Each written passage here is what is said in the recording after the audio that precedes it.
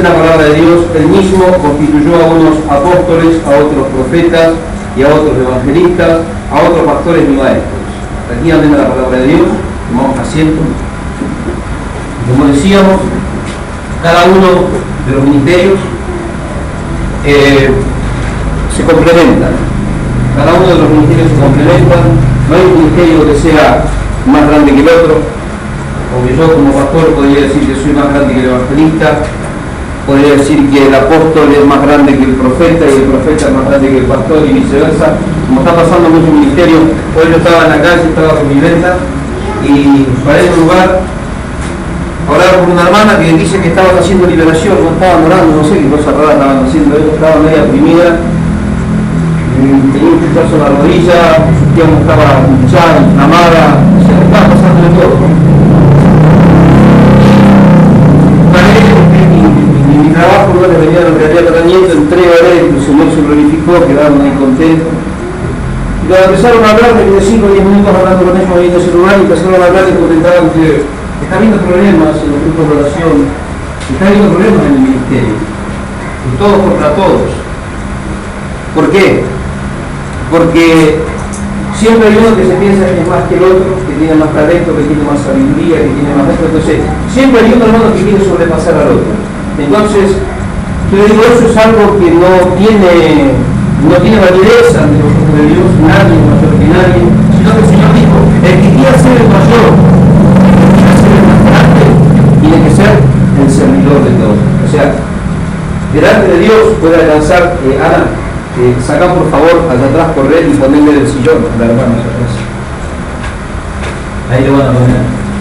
Entonces, ese es el servidor de todos. El más grande ante los ojos de Dios, pero no más grande entre los hombres.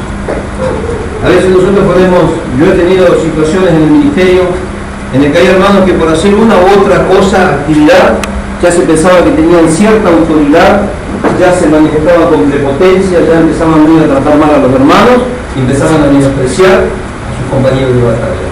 Entonces cuando nosotros acomodamos las cosas con la palabra de Dios, se enojan.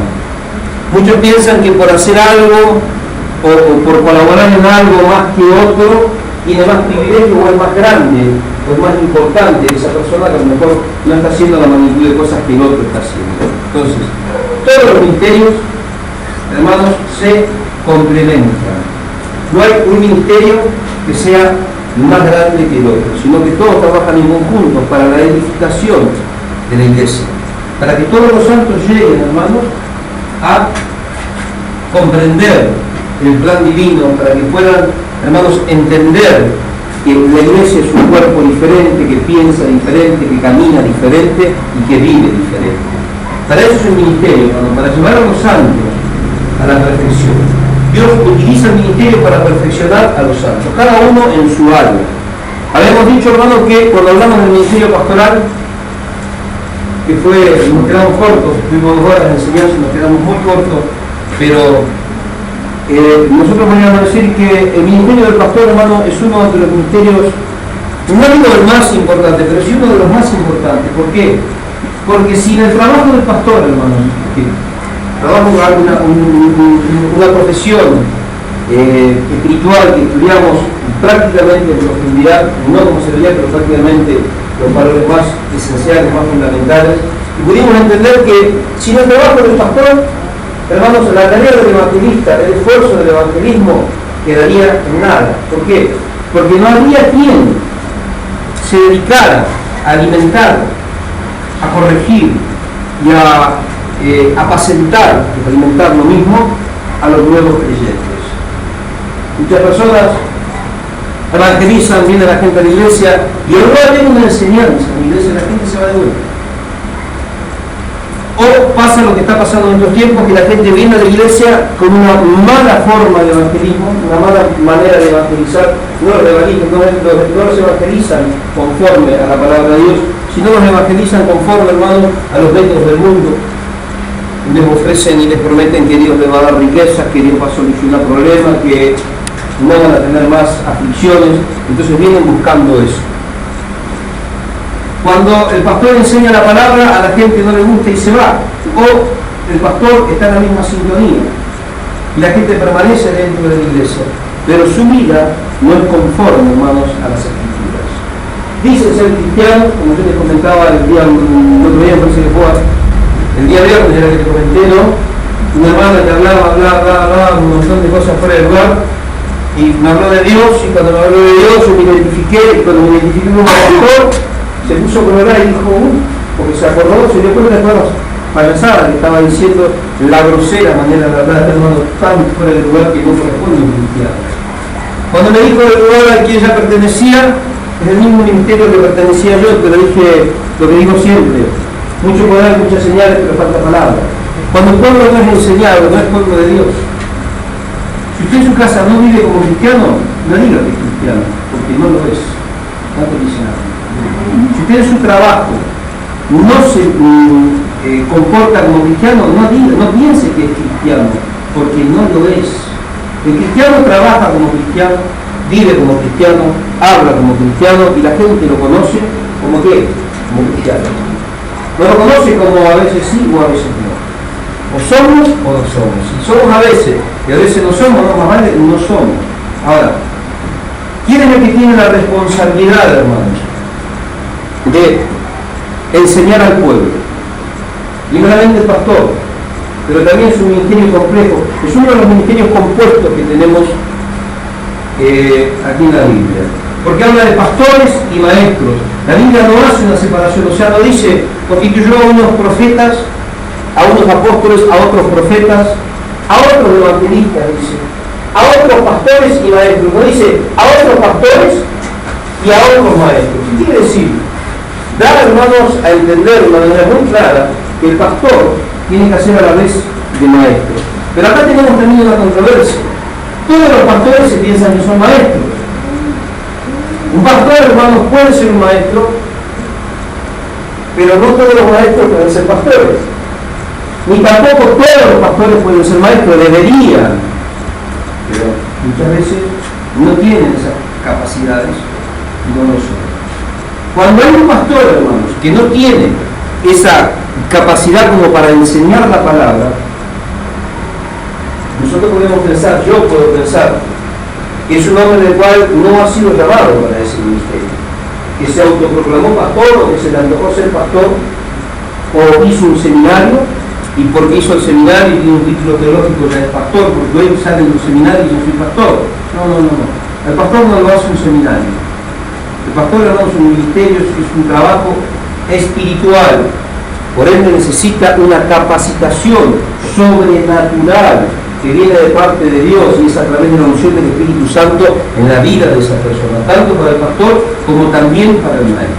Por eso, hermano, el trabajo del maestro es un trabajo muy delicado, al igual que el trabajo del pastor. Es un ministerio que se complementa, es un ministerio que trabaja en conjunto. Sin estos ministerios, el de pastor y el de maestro, hermanos, toda la obra de los apóstoles, todo el trabajo de los evangelistas quedaría nada, porque no habría quien les enseñara al pueblo cómo verdaderamente tienen que vivir para agradar a Dios. No había nuevos convertidos, pero la gente no se convierte por venir a la iglesia. La gente no se arrepiente porque le digan que Jesús te va a dar plata o porque vengas a la iglesia o porque recibas oración en tu corazón. La gente no se convierte por eso, la gente no alcanza salvación por eso. La gente no se arrepiente verdaderamente simplemente por hacer una oración. Recibo al Señor Jesús, yo creo que tú eres el Hijo de Dios, que te moriste en la cruz por mi pecado y bla, bla, bla, bla, y bla, bla, bla, bla, bla. Te recibo en mi corazón como mi Señor, como mi único y soberano Señor, soy un hijo de Dios. Y ya está, estoy arrepentido, estoy convertido, como les ha pasado a muchos que han venido a este lugar creyendo que eran cristianos, pero cuando nos confrontamos con la palabra se enojan, porque se dan cuenta que no es así. Pero hermanos, si fuera tan fácil ser cristiano, hasta el diablo sería cristiano. Además, hay muchos diablos que dicen que son cristianos y de lejos parece que son, pero cuando uno se acerca se da cuenta que es diablo. ¿Va entendiendo? Ahora, para que esto no ocurra, el Señor ha establecido estos 5 ministerios. Y estos últimos 2 ministerios que estamos tocando son los más punzantes, porque tienen que transmitir, hermanos, una enseñanza que apunta al corazón.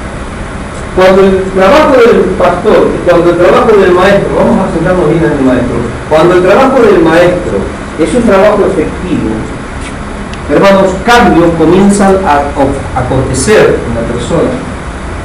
Hermanos, las tinieblas se disipan, las personas se arrepienten, la iglesia es edificada. Hermanos, los estándares de los hijos de Dios son elevados. Y puedo seguir enumerando distintos tipos de consecuencias que vienen sobre la vida del cristiano. Por eso es un ministerio muy importante. El ministerio de maestro, hermano, es un ministerio. La palabra maestro, el término de maestro, es una palabra que se acuña en el Nuevo Testamento. En todo lo que es el Antiguo Testamento tenemos pocas referencias en cuanto a este oficio de maestro. Y la mayoría de las referencias a las cuales nos encontramos en el Antiguo Testamento, cuando se refiere a maestro, se refiere, hermanos, a hombres que tienen un cierto grado de habilidad entregada por Dios para la manufacturación de uno u otro oficio, ya sea artesano, ya sea lo que sea, talladores de piedra, lo que sea. Cuando se habla de maestro, se habla específicamente de un oficio. Pero vamos a ver también algunos pasajes claros, de los cuales vamos a ver, hermano, que ya desde el Antiguo Testamento Dios había establecido que era necesario que haya maestros. ¿Para qué? Para que el pueblo sea enseñado. Y si había alguno, hermano, que no conocía la ley de Dios, el trabajo de estas personas era el enseñarse. Porque una persona, hermano, que no tuviese el conocimiento de Dios, no podía formar parte del pueblo de Dios.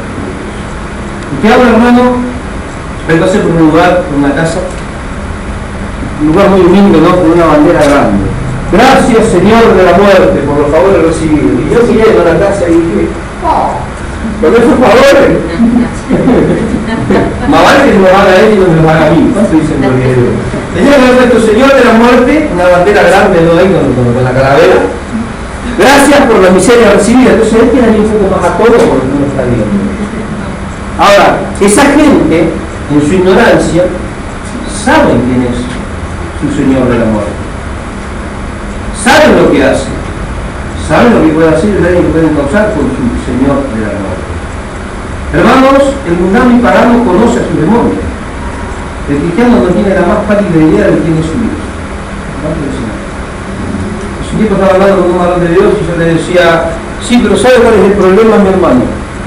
Si lo que usted me dice es verdad, quiere decir entonces que yo, el Dios en el que yo creo creer, no es verdaderamente Dios. Porque bajo sus espaldas quiere decir que Dios es como yo. Y si es como yo, no es Dios. Hoy, hermanos, hay pastores que no conocen a Dios. Un día enseñan una cosa, al otro día enseñan otra cosa. Un día Dios es esto, al otro día lo bajan un escalón. Al otro día lo suben dos, después le bajan tres y ahí lo van llevando. Un día dicen una cosa, otro día se contradicen.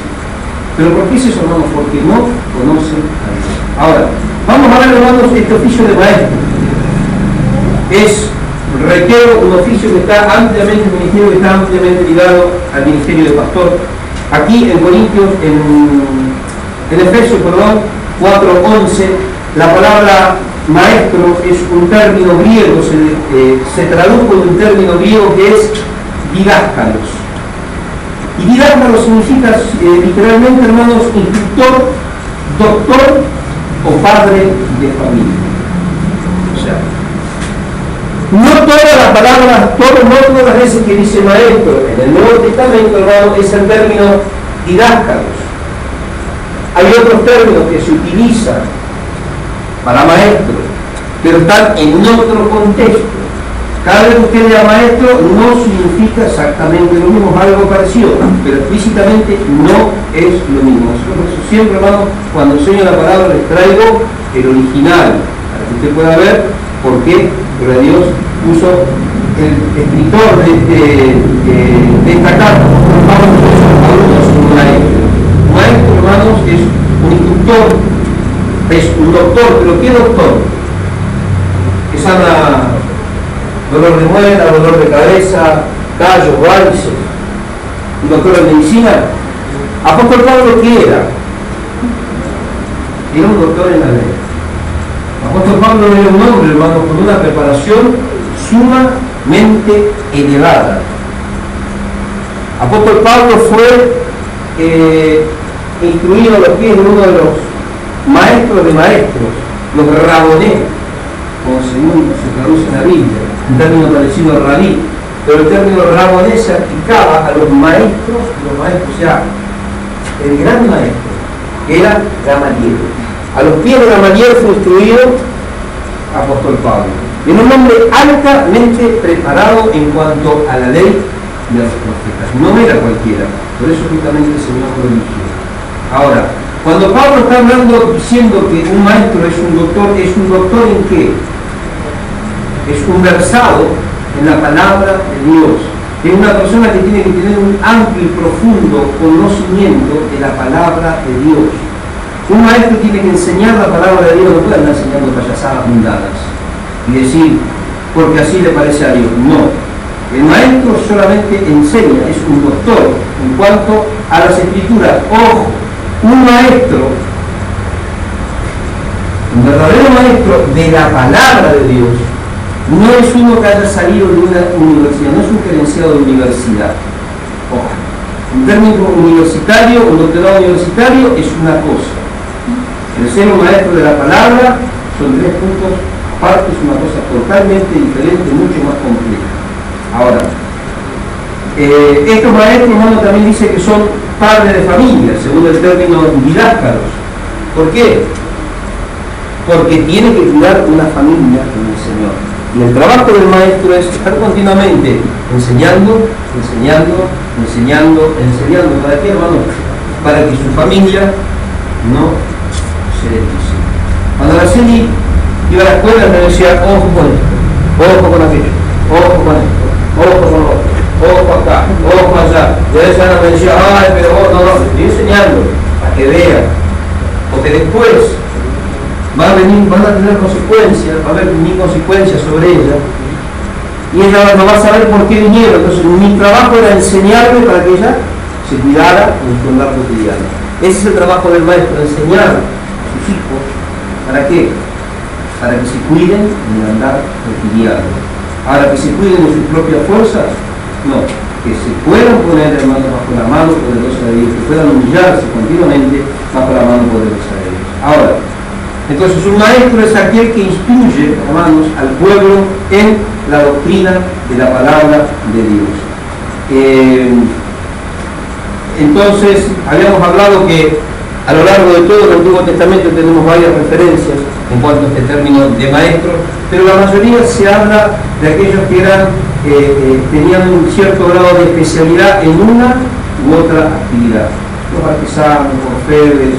Cuando el Señor mandó a elegir el tabernáculo, dio sabiduría a personas, ¿para qué, hermanos? Para que hicieran los tallados, para que hicieran las obras en bronce, para que hicieran los tallados en oro que se necesitaban para el mobiliario del tabernáculo de reunión. Entonces Dios dio sabiduría, y está hablando de esos maestros en uno u otro arte.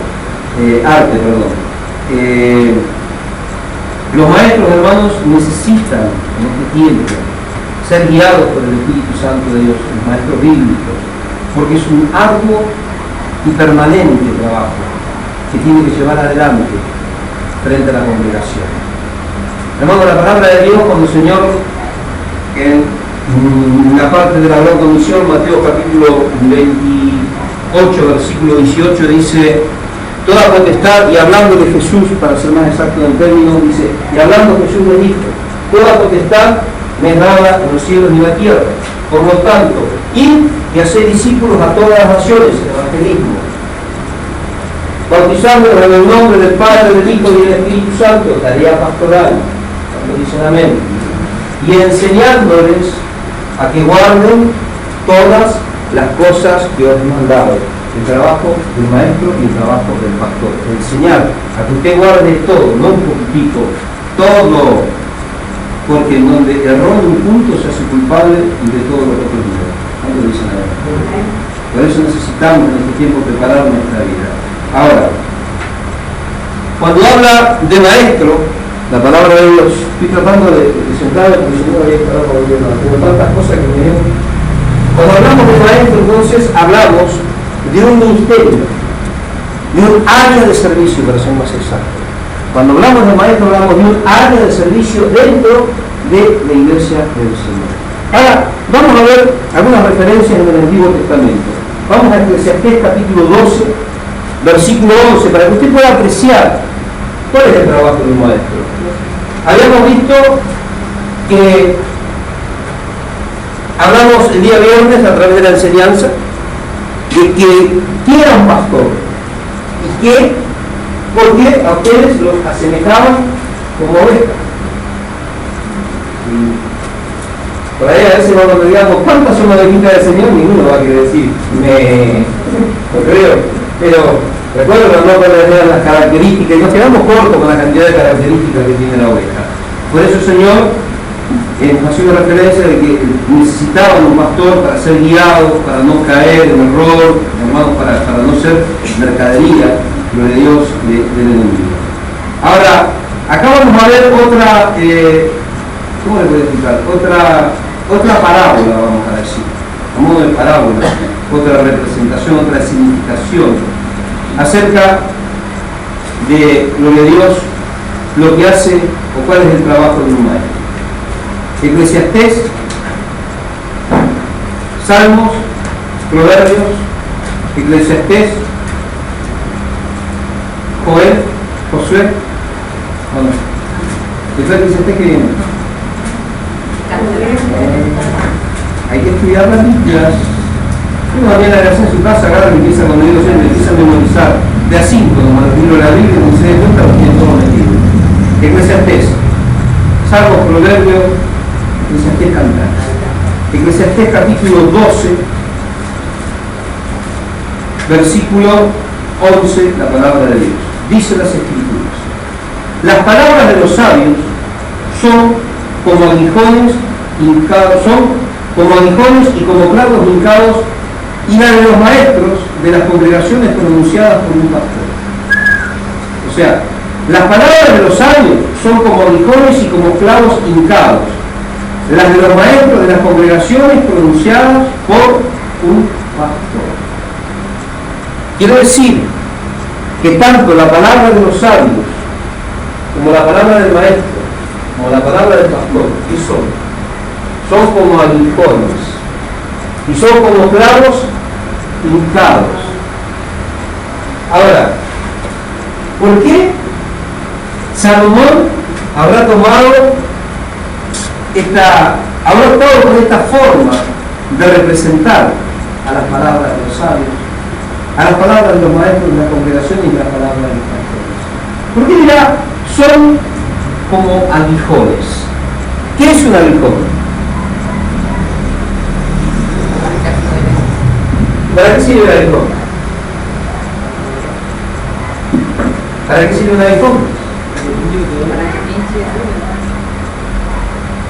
En aquellos tiempos, y hoy también en las zonas en las que hay pastores con rebaños, hay ovejas, yo les digo porteñamente pachorrientas, quedadas, holgazanas, que no quieren avanzar. Entonces, ¿qué hace el pastor? El pastor tiene un aguijón. ¿Qué le hace a la ovejita? La ovejita aquí. Y la lleva a los pinchazos. Por eso dice como aguijones. Y dice, y como clavos hincados. ¿Qué es un clavo hincado? Un clavo hincado era una cosa así, más o menos. O así. Y era un clavo hincado especial. Porque hay ovejas que tenían la costumbre, hermanos, de ser rebeldes, retobadas, se descarriaban, se perdían y se iban para donde se les daba la gana. Y como era oveja, ciega, tonta, sin capacidad de discernir, ¿se acuerdan todas las cualidades de la oveja? Entonces, ¿qué tenía que hacer el pastor? Agarrar ese clavo, hincarle, no en la patita, sino le ponía una correa, hincar el clavo ahí porque la oveja quede ahí, para que no se vaya la redilla, que no se vaya allá donde cae la lluvia de oro, que no se vaya allá donde declaran, decretan y profetizan. Y última, si se quiere ir, que se vaya, pero el trabajo del maestro es decirle: te vas a ir al infierno, porque esa no es una enseñanza bíblica. Y por más que caiga lluvia de oro, y por más que declares y decretes, si tu vida no cambia, te vas al infierno. ¿Cuánto dicen gloria a Dios? A ninguno le está gustando lo que le estoy diciendo, porque muchos tienen muchas cosas que cambiar. Y la forma en la que están viviendo ahora, si viene el Señor, se van al infierno. A nadie le gusta lo que estoy diciendo. ¿Saben qué es eso? Nadie come. Para que moleste. Y se den cuenta. Entonces, esos son los aguijones que nosotros usamos a veces para que usted se despierte. Y tenemos otros aguijones también, otros clavos hincados que tenemos que usar a veces cuando las ovejas medio se quieren empezar a... De último, si se quiere descargar, que se descargue, pero siempre tratamos nosotros de mantenerlo bajo una sana enseñanza para que su vida sea. Ahora, el maestro, hermanos, necesita dedicar su vida a la enseñanza de la palabra de Dios, porque de la enseñanza que él transmita depende la vida de la iglesia. Si hay una buena enseñanza, la iglesia va a tener vida, la vida de Dios va a tener vida propia. Si el maestro no enseña la palabra, si el pastor no enseña, hermano, la palabra, va a ser una iglesia seca, fría, muerta y sin vida. ¿Cuánto dicen? Por eso, hermanos, el trabajo del maestro también es un trabajo muy importante. A través de esta figura que estamos viendo, de lo que hablaba el sabio Salomón, también podemos ver, hermanos, la forma del trato de Dios para con su pueblo. Dios nos ve como ovejas. Y sinceramente, hermanos, muchas veces nos comportamos peor que las ovejas. Porque a lo mejor usted la piensa una vez, ¿no? La entra una sola vez y entiende.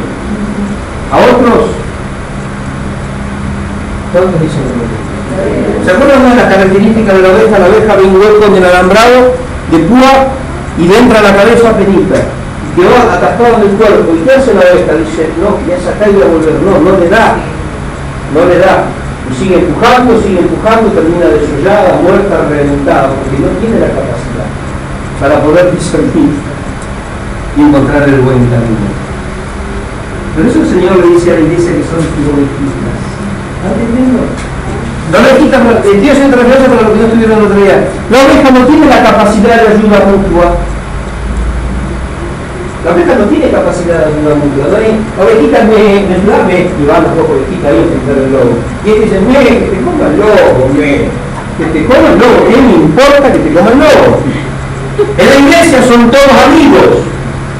Pero cuando viene el lobo, que te coma el lobo. ¿Por qué? Porque la oveja no tiene la capacidad de ayuda mutua. Se levanta, como pasaba en la iglesia, en contra del pastor, y yo fui a acomodar, entonces les dejé claro que si seguían andando contra el pastor, se iban a ir al infierno. Y yo, no, vamos a decir a nuestro pastor. Cuando le conozco al pastor, le voy a decir, gracias porque ya me estaban quebrantando. O sea, fui clarito, en 10 minutos, hermano, le di una enseñanza y una lavada de cabeza que no puedo regulando. Pero así, había varias ovejas que ya se estaban juntando ahí, pero cuando vino el lado que hacen, cada una por su lado. Y es tan tonta la oveja que dice, algo para acá, algo para allá, y mientras piensa cuando va, se la come el lobo, porque si la ciega. ¿Recuerdan? Que tiene una vista deficiente y la capacidad de vista de la oveja es a 5 metros, más de eso no ve nada, a 5 metros ya con dificultad. ¿Por qué?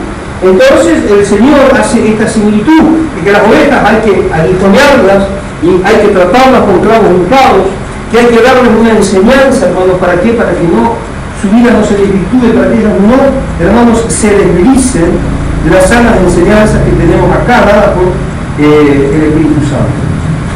Ahora, estas palabras, hermanos, penetran las palabras de los sabios, las palabras de los maestros y las palabras de los pastores, penetran en la mente y en el corazón. Yo cuando yo le hago las enseñanzas, ¿a dónde yo la apunto? Aunque usted más le va a doler. Porque yo sinceramente, hermano, si siempre yo digo, o sea, no es que lo oculto. Yo cuando preparo la enseñanza, yo le estoy apuntando al corazón. Ahí le apunto. Yo apunto a lo que duele. Porque si en el único lugar en donde va a causar efecto, en el único lugar donde la persona puede decir, ¿qué estoy haciendo? ¿Me dolió o no? A veces yo cuando era chico, iba y peleaba con todos, era peleador, ¿no? medio medioso y dice, no, y cuando lo veía, dice, no, aquí me dolió. Me acuerdo que me dolió cuando lo preparé, se defendió.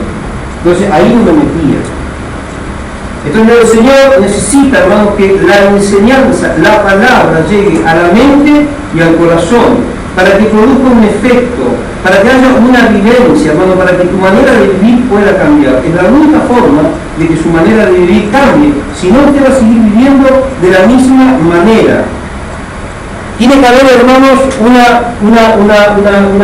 la palabra tiene que obrar de una forma especial en su vida, tiene que ser vívida, para que cuando esta experiencia que usted está teniendo con Dios a través de la enseñanza, hermano, Dios entiende su mano, y recién ahí es cuando Dios pone el querer y el hacer por su buena voluntad. Pero usted primero debe ser enseñado, porque si no, ¿cómo Dios va a poner el querer hacer algo que usted ni siquiera sabe lo que tiene que hacer?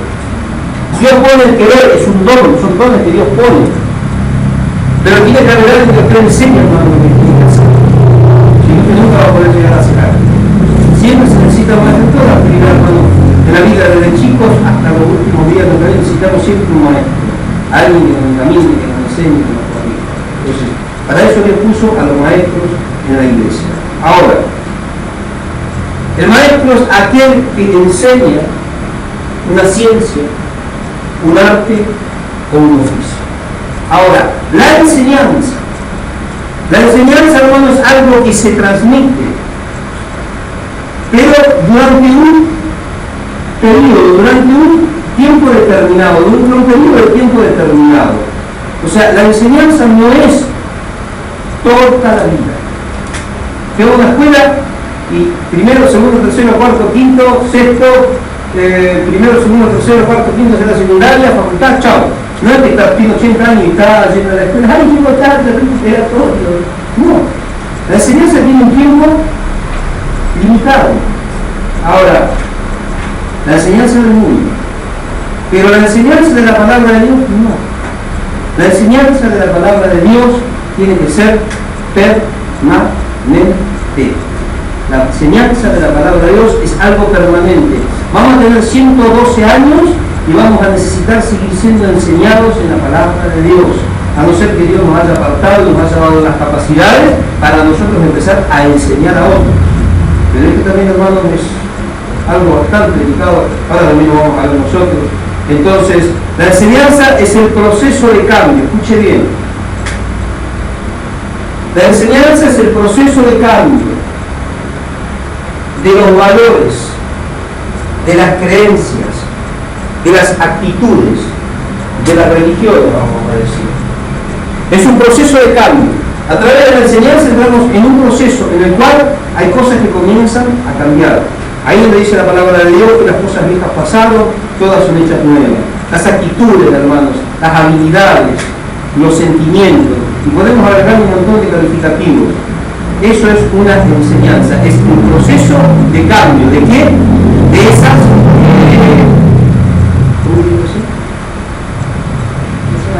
de esos valores, ahí está. El proceso de cambio de esos valores en la vida de la persona. Y la conducta, hablando de valores, también es el cambio, el proceso de cambio en la conducta de la persona. Cuando usted es enseñado a través de la palabra de Dios, hermano, comienza un proceso de cambio, en donde su conducta y todos sus valores comienzan a ser renovados, comienzan a ser restaurados, necesitan ser renovados, necesitan ser restaurados porque necesitamos alcanzar la estatura de la plenitud de Cristo. Entonces, eso solamente se logra, Dios puede lograrlo a través de la enseñanza. ¿Y saben qué, hermanos? Esta enseñanza y este cambio de valores tiene una repercusión tanto en lo natural como, dirían muchos, lo sobrenatural, como lo espiritual. Se ve el cambio. Se ve el cambio.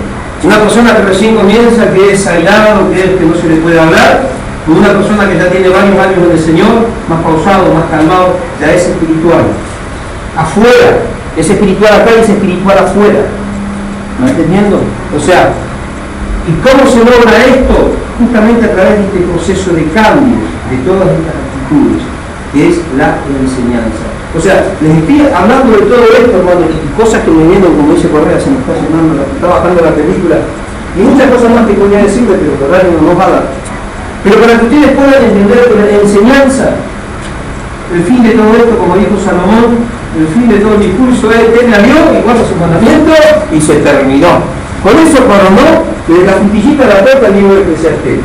Después de tanto esto, después de tanto el otro, vamos a ser claros en algo. Tiene a Dios y guarda sus mandamientos, porque ese es todo el discurso del predicador, no hay otro. Lo demás es pueblo. Fíjense, después de tanta filosofía y tanta teología, terminó diciendo, bueno, para que puedan entender mejor, teman a Dios. Entonces, la enseñanza te lleva a que el temor a Dios crezca en tu corazón. Dios pone temor, pero ese temor tiene que ir creciendo. No un temor de miedo, Dios le reempujo, no. Un temor reverente, un temor santo. O sea, temer a la santidad de Dios y que podamos darnos cuenta, hermanos, que ofendemos a Dios. Y que tenemos que cambiar ciertas actitudes. Entonces, todo esto, todos estos cambios, hermanos, se producen a través de la enseñanza. Ahora, vamos ahora a Esdras, capítulo 7. Esdras, capítulo 7, versículo 25. Vamos a ver otro pasaje aquí en el Antiguo Testamento, en donde nos está haciendo una referencia de Dios a la enseñanza. Esdras 7, 25. Y tú, Esdras, conforme a la sabiduría que tienes de tu Dios, con jueces y gobernadores, que gobiernan a todo el pueblo que está al otro lado del río, y a todos los que conocen las leyes de tu Dios. Y a los que no las conocen, ¿qué dice tu Biblia? Y a los que no las conocen, dejalo que sigan ignorantes. Y a los que no las conocen, enséñaselas. Hermanos, el día sábado, el día del reposo, en Jerusalén, y en todas las partes del mundo, conocidos en aquel tiempo, en donde había una sinagoga, también en los tiempos de Jesús, el día sábado era un día para ayunar, para honrar a Dios y para pasársela en el templo. ¿De qué manera? Siendo enseñados en la palabra de Dios. Otro ministerio que después en el tiempo de Jesús estaba totalmente, hermanos, tergiversado, totalmente ¿cómo se le puede decir? O sea, hay límites que Dios, siempre les digo, estableció contra los límites que Dios estableció en su palabra, pero en esa época, en la época de Jesús, habían personas que habían transgredido, habían traspasado esos límites y se estaban adjudicando una tarea y un ministerio que Dios no les había conferido a ellos. Ahora, cuando hay una persona que dice ser maestro de la palabra, esto me pasó también hoy, dice porque enseñaba esto y enseñaba aquello, digo, este varón es un buen varón, pero no es pastor y tampoco no está para enseñar, porque él enseña política y enseña un montón de cosas y no tiene nada que ver, hermanos, la palabra de Dios con las cosas del mundo. Son dos cosas completamente diferentes. Hay muchos que dicen yo soy pastor o yo soy maestro, yo soy maestro de la palabra. No, el maestro de la palabra no es maestro por ir a un seminario, el maestro de la palabra no es maestro porque se le antojó ser maestro. El maestro de la palabra, tanto como con cada uno de los ministerios que precedieron a este, es maestro porque hay un llamado, porque hay una unción especial de Dios y está lo sobrenatural de Dios en él, que es lo que obra para que él pueda transmitir verdaderamente el mensaje sano y el mensaje santo de la palabra de Dios. No cualquiera puede ser maestro de la palabra. No cualquiera. Le dijo a una persona, usted es un maestro de la palabra, y dije, me queda grande ese saco y no lo quiero. No, me gusta enseñar, pero no soy maestro. ¿Cuántos dicen gloria? Hay que tener cuidado, hermano, porque el apóstol Pablo dice que nosotros no tengamos un concepto más alto de nosotros mismos que el que debamos tener. Yo no soy maestro, me gusta enseñar la palabra, tengo la capacidad y tengo virtudes que Dios me ha dado para enseñar la palabra, pero no soy maestro de la palabra. ¿Por qué? Porque ese ministerio todavía no cayó sobre mí. Simplemente estoy desarrollando ministerio pastoral, que significa también que parte de este ministerio pastoral también es enseñar la palabra.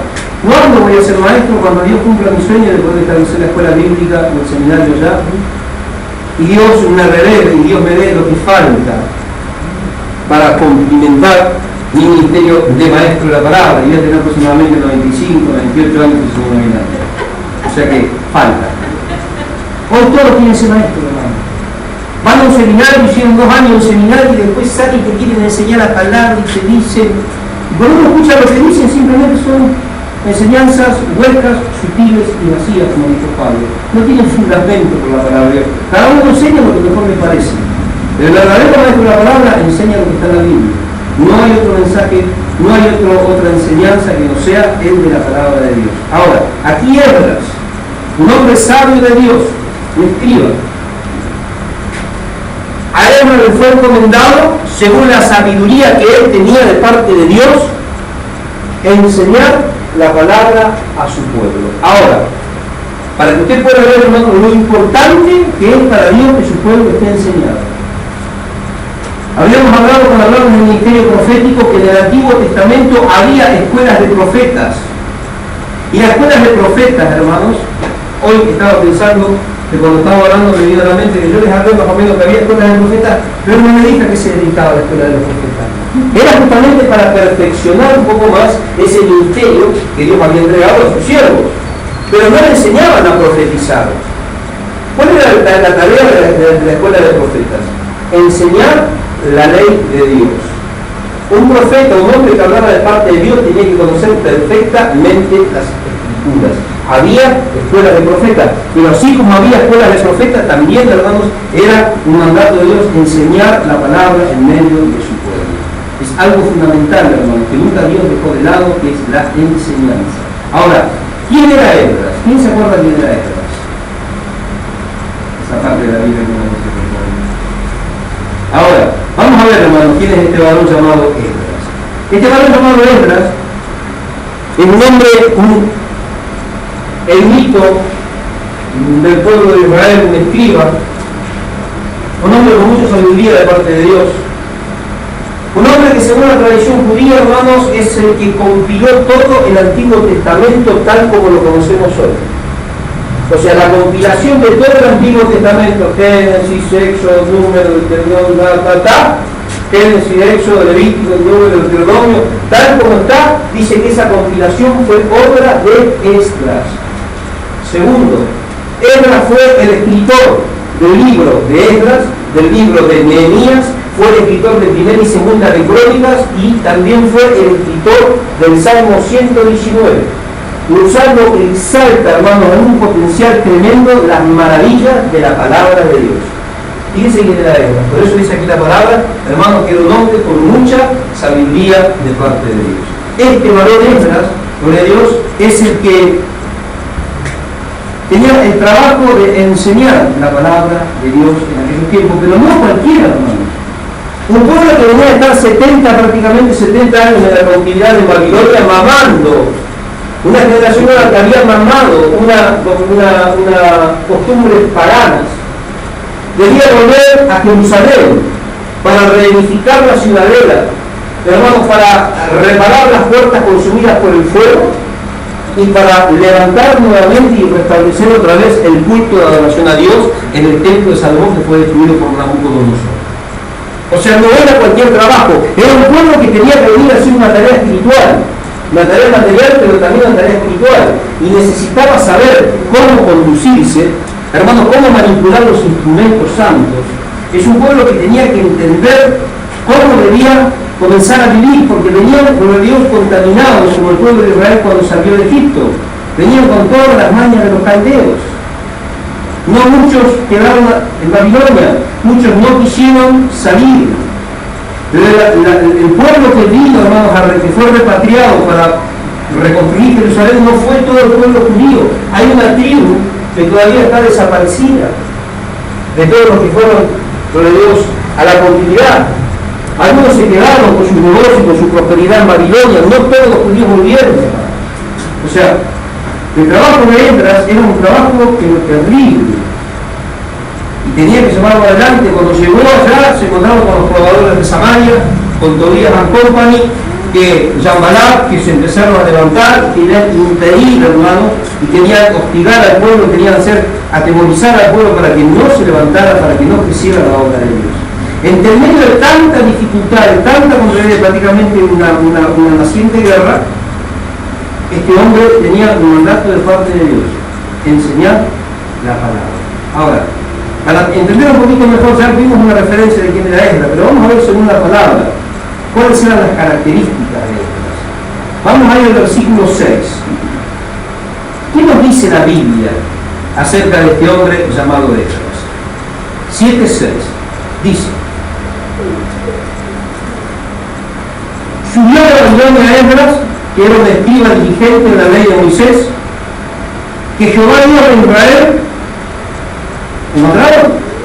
Que Jehová Dios de Israel había dado, y le concedió el rey todo lo que pidió, porque la mano de Jehová su Dios estaba sobre quién? Estaba sobre él.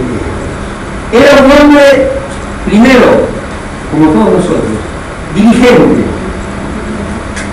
En cuanto a lo que requiere de diligencia, no perezosos, fervientes en el espíritu, sirviendo al Señor, dice Romanos. Era como nosotros, ¿no? Era un hombre diligente, pero diligente en estudiar, hermanos, la ley de Moisés. Ahora, entonces, era un hombre, un escriba diligente. Dice que Jehová le había dado, ¿qué le había dado? De Dios sabiduría. Qué tremendo, ¿no? Y dice que por estar la mano de Dios con él, halló gracia delante del gobernante, y el gobernante le dio los atributos necesarios para que él volviera a hacer esta obra que Dios le estaba demandando. Vamos a ver lo que dice la palabra de Dios, porque vamos a hablar siempre con fundamento bíblico. ¿Cómo hizo Esdras para ser un erudito? En aquel tiempo no había facultades, hermano. No había seminario teológico como hay en cada iglesia, un seminario teológico, y cada uno enseña lo que mejor le parece. Después andan todos ahí chocándose y cada uno predicando una cosa diferente a la que predica el otro.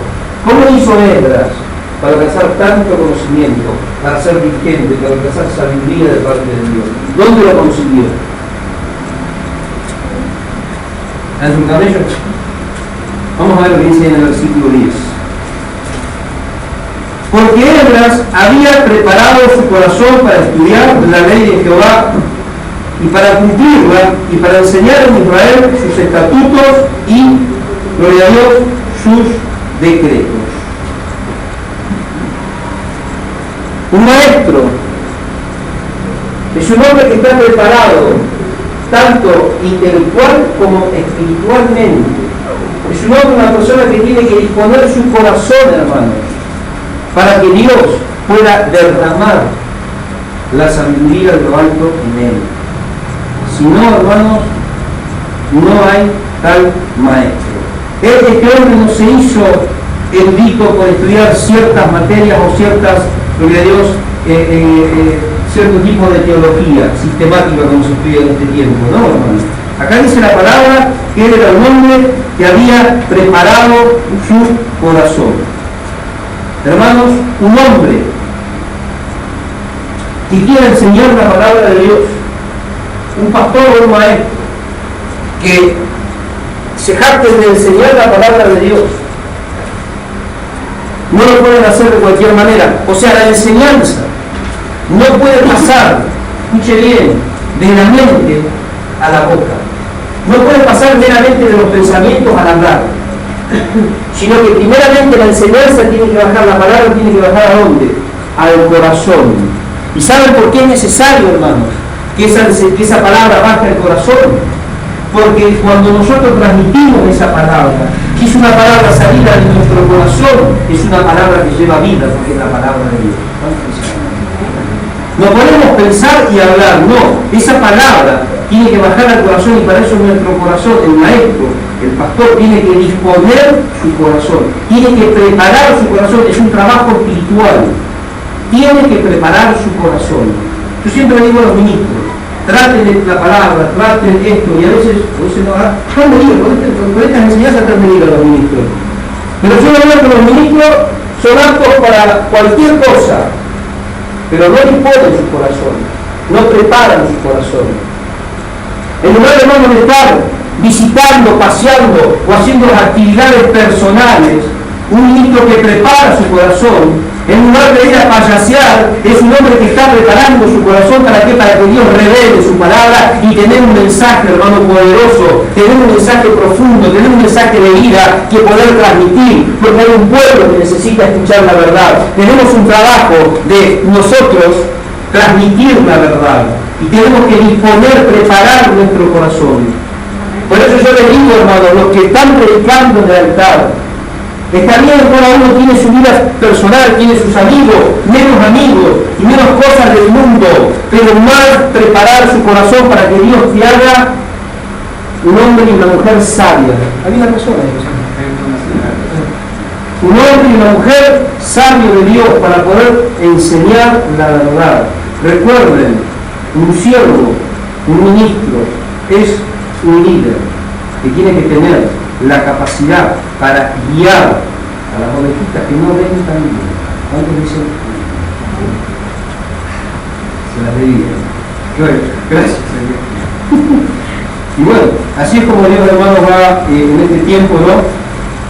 Preparando, así Dios quiere preparar a su pueblo. Entonces, esta enseñanza tiene que bajar a su corazón, para que cuando este corazón está preparado, hermanos, de una forma espiritual, está humillado ante Dios, hermanos, transmitimos que esta palabra es efectiva, porque es una palabra de vida. Esa es la palabra, hermanos, que penetra. Esa es la palabra que va hasta las coyunturas. Esa es la palabra que discierne los pensamientos y las intenciones del corazón, según Hebreos 4:12. Esa es la palabra en aquel que está predicando, que está enseñando, primero tiene que bajar al corazón. Si viene de la mente a la boca, es una palabra sutil, una palabra vacía. Acá tenemos el ejemplo en este varón Esdras. Él preparó su corazón. Ahora, ¿para qué preparó su corazón? Para enseñar. ¿Dice eso? No. Preparó su corazón para, sigamos el orden, para estudiar. Después, ¿para qué? Para cumplir. Y después, para enseñar. La enseñanza, que le quede claro esto, hermanos, porque el maestro de la palabra tiene que tener un testimonio y por lo tanto se conoce el árbol. Y cuando nosotros vemos, una vez yo fui a un lugar, un hermano que había sido un maestro varios años en un seminario, no voy a decir un nombre conocido acá en Corrientes, pero un día conozco la casa, lo voy a visitar, voy a hablar por él, yo ya cuando todavía no era pastor, era evangelista, pero ya habíamos abierto la obra, y voy a hablar por él. Tantas enseñanzas, ¿no? Tantas cosas poderosas de Dios que me había transmitido, pero cuando llegué a la casa y vi cómo estaba su familia, vi cómo estaba su hogar, vi cómo estaban sus hijos, a mí me agarró una cosa, como dije, tantos años de enseñanza, tantas cosas poderosas, y ahora me di cuenta que no es una enseñanza bíblica. Que no tú y tu casa, que vos envías a Jehová, pero tu casa está descartada. Entonces, hay un testimonio, hermano. Por eso necesitamos nosotros estudiar. Mi trabajo es estudiar, pero no solamente estudiar. Para que mi enseñanza sea verídica, ¿qué tengo que hacer? Tengo que cumplir la palabra. La estudio y la cumplo. Y recién ahí, hermano, tengo la capacidad de parte de Dios. ¿Para qué? Para enseñarla. O sea, la enseñanza va precedida justamente de del cumplimiento y del estudio. O sea, esto de la enseñanza, por eso no es algo, hermano, que va así tan a la deriva. Esto de la enseñanza, hermano, el ministerio de maestros es un ministerio que honra al ministro. Yo muchas veces, hermano, me he sido invitado a varios lugares y me han honrado, me he sentido honrado porque veo, hermanos, por qué nos están invitando, por qué nos están invitando. Es algo que honra al ministro, pero también es algo, hermano, que nos puede jugar en contra. Ahora vamos a ver la palabra de Dios, porque cuando el maestro, hermano, enseña, como les decía hoy, la mentira cede terreno. Cuando el maestro enseña, la mentira cede terreno. Desaparecen las tinieblas y comienza a resplandecer la luz. La persona se convierte en el Señor. Las multitudes se arrepienten. Valores nuevos comienzan a ser creados por Dios y se empiezan a generar cosas potentes, espirituales dentro de las personas. Por eso es muy importante, hermanos, este ministerio de la enseñanza. La iglesia es edificada, la iglesia conoce la herencia de Dios. ¿Cuántos dicen amén? ¿Se dan cuenta, hermanos, que si no dice, gloria a Dios, estas enseñanzas, no habría cauces nuevos a través de los cuales Dios pudiera derramar la abundancia de su vida en tu vida? ¿Entendieron? O sea, la enseñanza del maestro genera cauces, crea cauces nuevos, a través de los cuales, o sea, a través de estos cauces, ¿saben lo que es un cauce? ¿No? El cauce de un río. Bueno, a través de estos cauces, como dice lo sobrenatural de Dios comienza a derramarse en tu vida. La abundancia, hermano, la frescura, la plenitud de Dios comienza a derramarse en tu vida. Eso, el trabajo del maestro es muy delicado. Por eso decíamos que es un trabajo, hermano, al mismo ministerio del pastorado, que demanda mucho esfuerzo y demanda mucho tiempo. Nunca el tiempo es el necesario, pero siempre es el Dios, hermano, el que está respaldando. Dios, gloria a Dios, está en este tiempo intentando levantar maestros para conducir al pueblo de Dios. Y no solamente, hermanos, que es un ministerio muy honroso, lo vamos a ver a través de la palabra. ¿Quién se va a abrir a la mente? Daniel, vamos al libro del profeta Daniel, capítulo 2.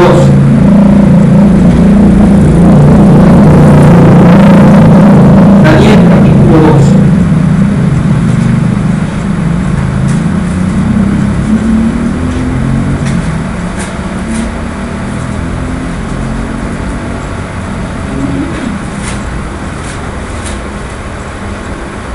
¿Encontrado? 12:3.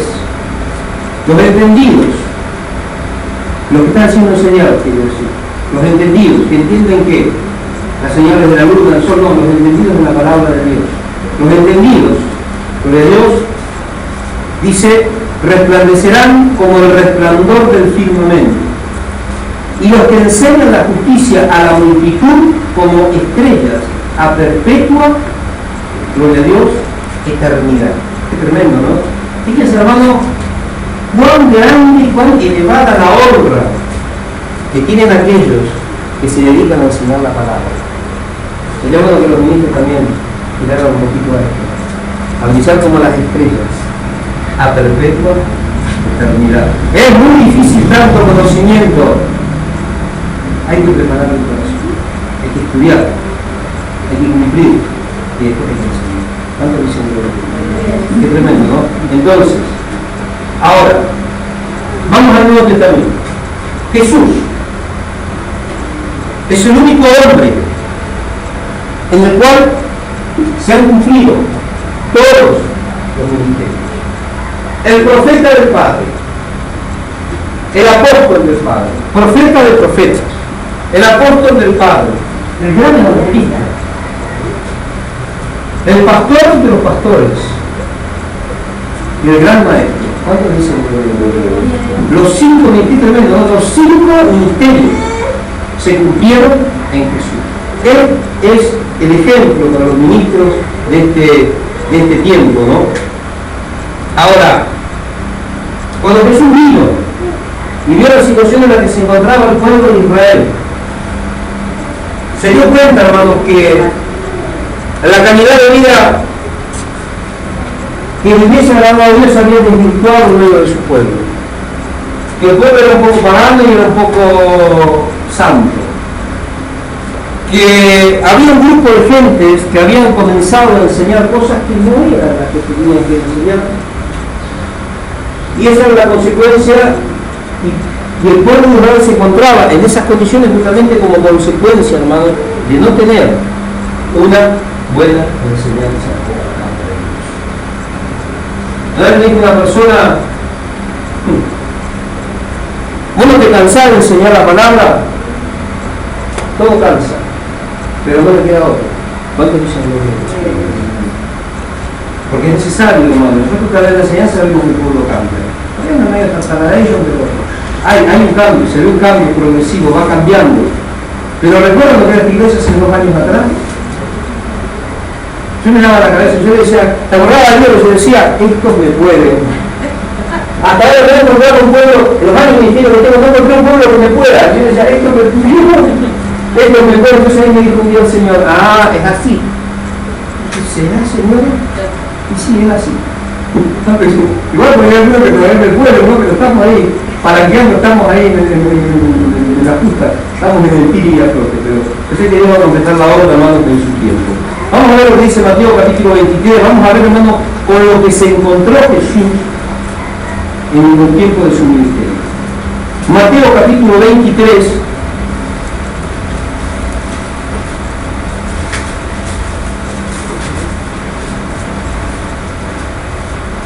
Mateo capítulo 23, versículo 1. Atentos los eruditos, porque ya te se pregunta.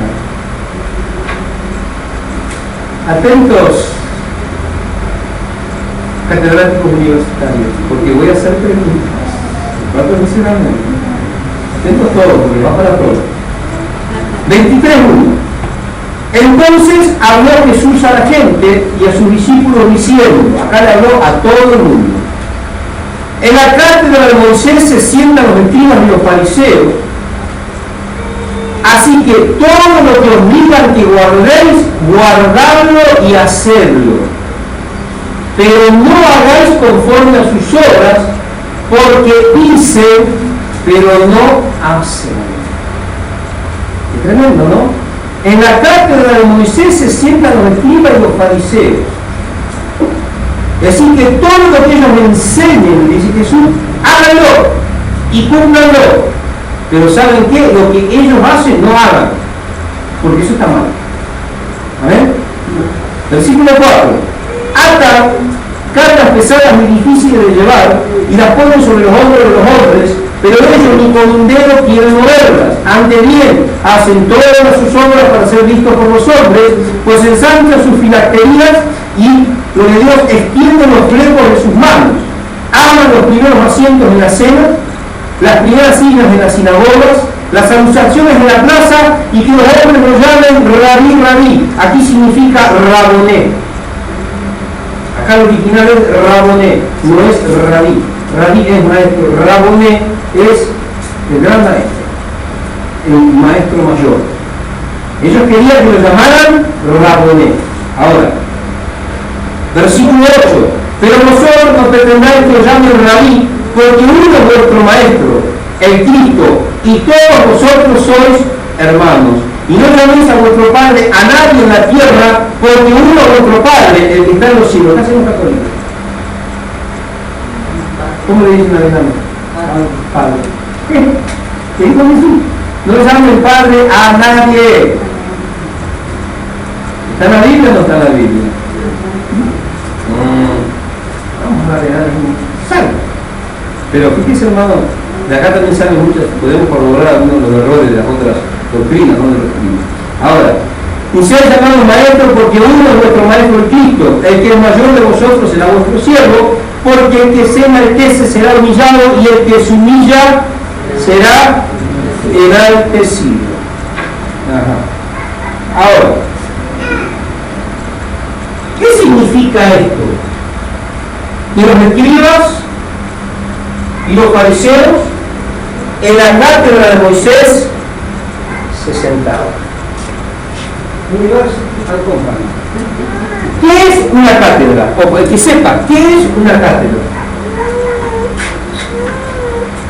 Ahora me van a decir un auditorio en donde hay una persona que expone una enseñanza y hay otros que son discípulos y hermanos.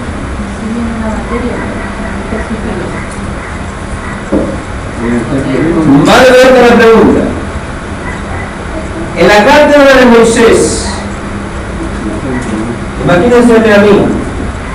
Yo estoy seguro que decía la palabra tanto que todo salga a luz, porque en algún momento usted no va a servir, pero imagínense, Alejandro en la cátedra de Moisés se sienta. ¿Qué es una cátedra? ¿Esto sería una cátedra? La cátedra está siempre al frente de antes de determinada persona y que hay cierto... Dice que los fariseos y los escribas se sentaban en la cátedra de Moisés.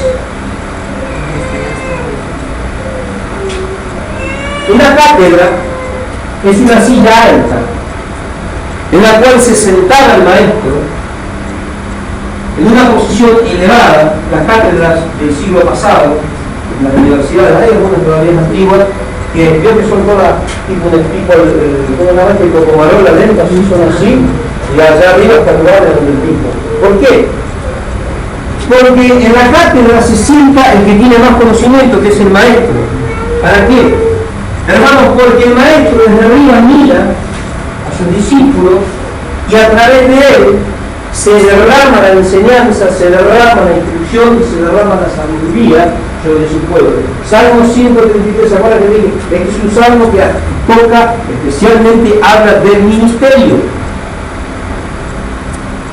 Dice que los hermanos, gloria a Dios, están juntos, están en armonía, y sobre la cabeza, o sea, de Aarón, se derramaba un aceite y bajaba hasta el borde de las vestiduras. El maestro cumple esa función.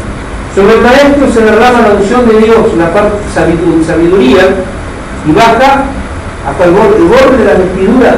Los vestidos es el pueblo, es la iglesia. Entonces, los fariseos y los escribas se sentaban en ese lugar, en la cátedra de Moisés, en el templo, para enseñar la ley a su pueblo, al pueblo de Dios. Ahora, esto, hermanos, es en el versículo 12 habíamos visto, porque el que se enaltece será humillado y el que se humilla será, gloria a Dios, enaltecido. ¿Cuál era el problema que había con los sacerdotes en aquellos tiempos? Primero y principal, los fariseos y los escribas se sentaban en la cátedra de Moisés para enseñar. Ellos transgredieron, hermanos, los límites que estableció el Señor por su palabra, porque no era una tarea que le correspondía a ellos, sino que dar consejo y enseñar la ley de Dios era una tarea que Dios puso a cargo, en la que puso a cargo a los sacerdotes y a los levitas. O sea, ellos amaban las salutaciones en la plaza, amaban que la gente le diga Rabí, Ramoné, gran maestro. Por orgullo transgredieron los límites establecidos por Dios. Estaban haciendo un trabajo que no les correspondía, porque ese no era el trabajo de ellos. Estaban enseñando algo para lo cual no habían sido preparados, y estas enseñanzas que estaban dando ellos eran enseñanzas de hombre, porque agregaron, hermanos, a la ley de Moisés costumbres y manejos y formas humanas. Le agregaron, según dice la Mishnah, aproximadamente 600 y pico de ritos más de lo que requería esencialmente la ley de Moisés. El lavamiento de manos y un montón de cosas que no vienen al caso ahora. Pero ese no era el trabajo. O sea, acá vemos, cuando hay una persona, hermano, que está desarrollando, que está intentando ejercer un ministerio que no le corresponde, las cosas no van a salir bien. Porque el ministerio lo dirige Dios. Y Dios levanta a cada uno y lo pone en el lugar que corresponde. Y ninguno puede decir, yo soy esto, si no es Dios el que le entrega el ministerio. A mí me comentó una vez, me querían hacer apóstol. ¿Qué apóstol? Apenas me la voy llevando con mi tarea y apóstol encima. No, hermano. Entonces, cuando nosotros intentamos hacer algo para lo cual Dios no nos llamó, para lo cual Dios no puso su don, para lo cual Dios, hermano, no nos capacitó, es que podemos asegurar que las cosas van a salir mal. Las cosas, yo meditando esta enseñanza, me acordaba de un varón, y una vez dijo, yo no sé si soy pastor, estaba hablando con mi esposa, por esto, y no veo, y dice que pastor, pero veo que no es pastor. No es pastor. Y el problema que nosotros queremos desarrollar es un ministerio que no es nuestro. Vamos a tener problemas, hermano. O sea, ¿dónde se va a ver el problema? En ustedes. No van a tener crecimiento, no van a llevar fruto. van a estar, hermanos, como estaba el pueblo de Israel en Ezequiel 37, seco, sin vida, no produce nada. Por eso, hermanos, el ministerio del pastor, del maestro, es un ministerio muy importante, ¿no?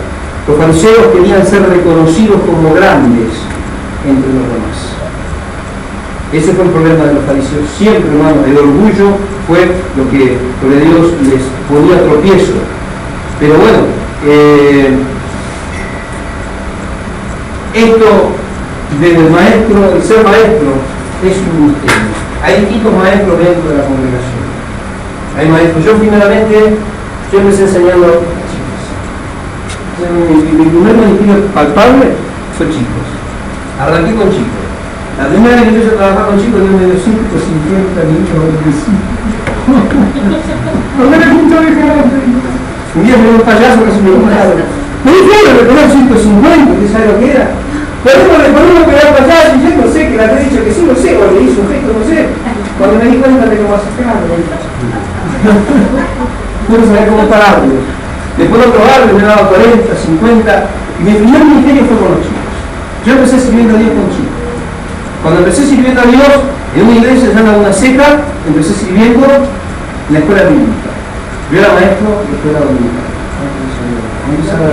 Ya repuntar de golpe la bíblica. Pero tenía más pelo esa época. Esa época tenía más pelo, saltaba con los chicos, jugaba. Pero mi primer ministerio fue enseñar a los niños. Ahora, el ministerio del maestro es un ministerio importantísimo, hermano, dentro de las distintas áreas de la iglesia. Hay maestros de la escuelita bíblica, hay maestros de jóvenes, hay maestros de adultos. Pero el maestro, hermano, es un ministerio con honra de parte de Dios y debe desarrollarse dentro de los límites establecidos por Dios en su palabra. Si no hay maestro, más vale que no se enseñe. ¿Por qué? Porque aquel que quiera hacer algo, hermano, va a terminar cayendo en el lazo y en el descrédito, porque se le van a empezar a subir los suyos. Generalmente la gente hace cosas para que la gente vea que él está ahí, firme, en todo está. Ahora, esto el maestro es un misterio dentro de la Biblia. Vamos a ver lo que dice la palabra de Dios ahí en 1 Corintios capítulo 12, versículo 28. Es un ministerio. Pablo, escuché bien, anótelo en 2 Timoteo capítulo 1, versículo 1, dice que él fue constituido apóstol y maestro. ¿Por qué se llama Pablo? Porque Pablo fue constituido apóstol y maestro para los gentiles. O sea, el ministerio de Pablo no era para abajo. Eso para eso fue constituido. No podía hacer otra cosa. Porque ese era el ministerio que tenía que desarrollar. Corintios 12, 28. Primera. 2 Timoteo 1:1 está en donde dice que Pablo fue constituido apóstol y maestro. Dice: y aún nos puso Dios en la iglesia primeramente apóstoles, luego profetas y lo tercero maestros. Y luego los que hacen milagros, después los que sanan, y los que ayudan, los que administran y los que tienen don de lenguas. Estas son, hermanos, las responsabilidades que tenemos, ¿no? Conforme a la mayor capacidad que tenemos de parte de Dios. Yo a veces digo, en medio como un problema, ¿no? Porque es una carga pesada, ¿no? Yo siempre pedía a Dios y me esforzaba, yo quería don, y quería esto, y quería capacidad, y después empecé a entender, ¿no? Y ya no me podía sacar lo que me dio, pero me quedé tranquilo. Hay gente que todos los días te dice, dame esto, y dame algo nuevo, y dame aquello, yo me quedo tranquilo. ¿Por qué? Porque cuando más nos dé, sobre más vamos a tener que dar cuenta, al que mucho se le dio, mucho se le pedirá. Entonces, a veces, hermanos, vemos personas en la iglesia, ministros, que tienen varias cualidades, ¿no? Y es una carga pesadísima. ¿Por qué? Porque cuando más uno tiene que ir centrándose y vigilar de no salirse para un lado ni para el otro, porque nosotros vamos a tener que dar cuenta, hermanos, del ministerio que Dios nos ha puesto en nuestra mano. Porque el llamado viene de parte de Dios y Dios nos parte de Dios. Ahora, entonces, vamos a ir a Romanos. Ya vamos a ir terminando. Romanos porque también no le quiero dejar medio ahí sin tocar este tema, no me está viniendo a la mente ahora. Hermanos, debe haber llamado y debe haber vocación. ¿Recuerdan lo que dije ayer, antes de ayer? El pastor, el que es llamado por Dios, hermanos, y tiene el llamado, no se va a volver atrás. No va a ser cuando en la iglesia entre los 5.000 dólares soy pastor y cuando en la iglesia no entra nada soy empresario. No, porque la iglesia me dijo una vez, la iglesia no deja plata. Y yo lo miré como diciendo, la iglesia no deja plata, lo que te deja es dolor de cabeza. La iglesia no deja plata, y muchos piensan, hermanos. El otro día me llamó un pastor pidiéndome plata, que necesitaba que yo le ofrende, porque imagínense, ¿no? Quería que yo le ofrende 100 pesos, porque tenía que comprar un equipo de música para la iglesia que salía 7.000. Y yo estaba muy apurado, bueno, sí, nomás dije, después te llamo. Estuve una semana grabando plata comentando. Y yo le dije, ¿cuánto? Yo le llamé a un pastor y le dije, ofrendame 20 pesos que me falta para un cemento. Por ahí a lo mejor algún hermano colaborado, como han colaborado con hermanos, o por ahí le he dicho a un hermano o una hermana, dejame, si por ahí estamos amputados ese cemento y yo mañana te devuelvo. Hacía por eso un día y terminó esto. Pero te salía a pedirle plata a la gente, para que la gente o para que el otro hermano venga a respaldar el ministerio que Dios me a mí. No, ese no está llamado por Dios. Ese no está llamado por Dios. No hay llamado, no hay vocación. Cuando hay llamado y hay vocación, se sufre. Y como yo decía el otro día, hermano, el ministerio pastoral es uno de los ministerios más sufridos. Usted no tiene idea de lo que sufre un pastor. No tiene idea, hermano, las calamidades que tenemos que pasar a veces, las luchas mentales, las luchas económicas, las luchas de todo tipo. Lo único que falta es que seamos apoyados, como dijo Pablo, y la tragada acá enfrente, como el río Paraná. Pero, hermanos, es un ministerio sufrido. El ministerio del pastor, del maestro, es un ministerio sufrido, porque todos se van a levantar y todos te van a querer contrariar, porque todos quieren tener la razón. ¿Y por qué quieren tener la razón, hermanos? Porque son como los fariseos. Ellos quieren tener la razón. El orgullo es lo que los lleva a comportarse de esa manera. Terminan todos manifestados. Romanos capítulo 12, versículo 7. Romanos 12, 7.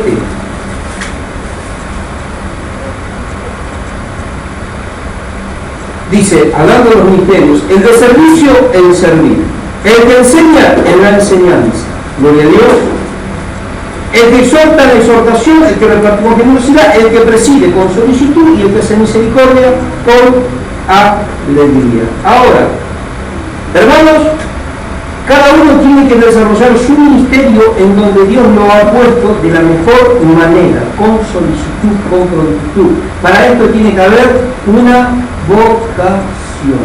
Ahora, ¿qué es la vocación? ¿Qué es el llamamiento? Hermanos, el llamamiento, ¿cómo se lo puedo explicar?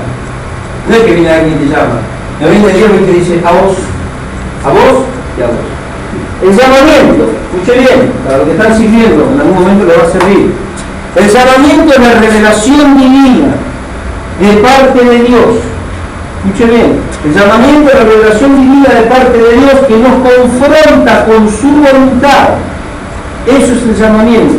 Es una revelación que recibimos de parte de Dios y nos confronta con su palabra. Nos confronta con su perfecta voluntad. Ahora, y nos hace un desafío. Nos hace un reto. Este es el reto mío. Cuando yo era cristiano de yoga, cristiano de musculosa, cristiano de playa, el Señor me confrontó, me hizo llamamiento. Yo esa noche en esos amores sentí el llamado de Dios. Cuando Dios me entregó la revelación al pastor, sentí que el fuego me subió de abajo y me empezó a... Y entregó la revelación al pastor y ahí recibo el llamado de parte de Dios. Fue una revelación divina. ¿Pero qué hizo? Me confrontó con la sana doctrina. Me confrontó con su voluntad y me hizo un reto a vivir en esa voluntad. ¿Cuánto dice gloria? Y me retó a vivirla con dedicación. Y cuando yo recibo ese reto de parte de Dios, yo digo, porque el Espíritu Santo dijo a través del pastor, tiene una revelación, a ese varón no me señaló, me dijo, en este lugar, este es tu lugar, acá te voy a equipar. En este lugar yo te quiero, aunque sea de oyente. Y en ese momento yo le dije, y si es así, los enfermos tienen que ser sanados, los cautivos tienen que ser libertados. Hermanos, yo recibí ese reto de parte de Dios. Dios me confrontó. Ese fue mi llamado. Dios me confrontó. El verdadero llamado, porque el llamado que tenía antes era el llamado María. Pero ese fue mi verdadero llamado al ministerio. La realidad de la confrontación con la revelación de Dios.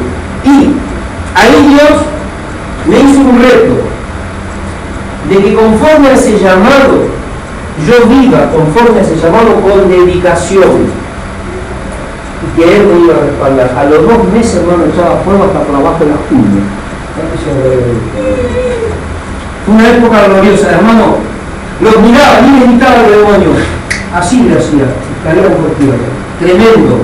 O sea, Dios mostrándome que si yo me dedicaba, o sea, a vivir con dedicación, valga la redundancia, a esa revelación, que Dios no me iba a quitar, porque Dios no iba a quitar su mano de mi vida. Y me forzaba a hacer la chiquitita rara, llovía, tronaba, caía a tierra. Ahora estábamos nosotros todos los días en la iglesia, 2 horas del culto, después del culto orando, llovía, nos mojábamos, nos embarramos, viendo la tormenta, el día cuando era medio cabezón, gracias a Dios hizo peso y no lo llevó, pero el cuerpito volaba. Nadie se apareció por la iglesia, nosotros con mi esposa sirviendo, y Dios ungiendo, y Dios usando, y Dios dando sabiduría, y el diablo revolcándose, y los compañeros del ministerio le hecho una yarará. Pero ninguno hizo caso al llamado que Dios había puesto en su vida. El llamado nos confronta, hermanos, para que vivamos con dedicación, sin dejar, gloria a Dios, de desatender tu familia, pero tampoco preocuparte más por tu familia y por los centavos que vas a tener en tu bolsillo, porque Dios te va a sustentar. Lo más importante es Dios, que está por encima de todo, y Dios te va a recompensar. Eso es el llamamiento. Que muchos dicen el llamado es, el llamado de eso que dicen, no, es pavada. Este es el verdadero llamado de Dios. Es una revelación divina, poderosa. Y la vocación, hermanos, es descubrir. Yo cuando me di cuenta de mi vocación, ¿saben qué? Cuando descubrí que había don de sanidad, que tenía don de milagros, que Dios había puesto diversidad de lenguas, que Dios estaba dando discernimiento de espíritu y todas las cosas que Dios me estaba dando. Cuando entendí, hermanos, cuáles eran las capacidades que Dios estaba poniendo en mí, cuando empecé a descubrir esas cosas tremendas que Dios estaba poniendo en mí, eso me llevó a ¿qué? A no bajar los brazos. Eso es la vocación, descubrir las capacidades, hermanos, y las habilidades que Dios pone en nosotros.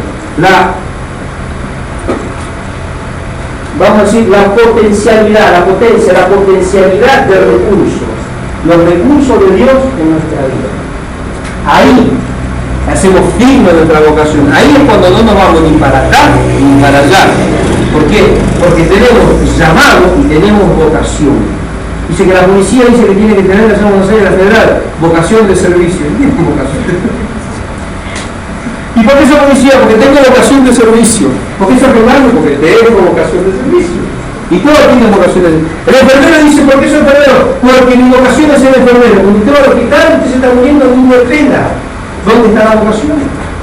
La vocación es descubrir justamente, hermanos, que hay un potencial, que hay recursos, que hay habilidades en nosotros que pueden ser explotadas de una forma poderosa en cualquier tanto. Hablando no solamente de la parte espiritual, sino también hablando de la gente del mundo. Esa es la vocación. Entonces, cada ministerio, principalmente para los maestros, tiene que haber un llamado y tiene que haber, gloria a Dios, una vocación. Hoy ya están empezando, la mayoría de algunas iglesias que están corriendo, empiezan con el tema de los seminarios.